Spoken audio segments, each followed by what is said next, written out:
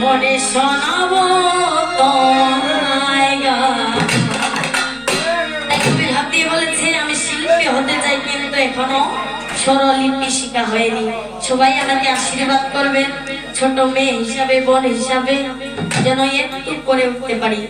কারণ বেশি করে উঠলে কি হয়ে যায়, মানুষের অহংকার বাড়তি হয়। কি হয় না বাবা? বেশি বড় লোক হলে কি হবে, ছোট লোককে ঘৃণা করবে দেখলে। তার জন্য কি মধ্যমে থাকা দরকার। তাই কবির হাত দিয়ে বলেছে ওই আমি শিল্পী হতে স্বরলিপি শিখি নাই, শিল্পী হতে চাই স্বরলিপি শিখি নাই, শিল্পী হতে চাই স্বরলিপি শিখি নাই, কেমনে শোনাবো তোমায় গান মনে শোনাবো তোমায় গান। ও ভগবান কেমনে শোনাবো তোমায় গান। ওরে শিল্পী হতে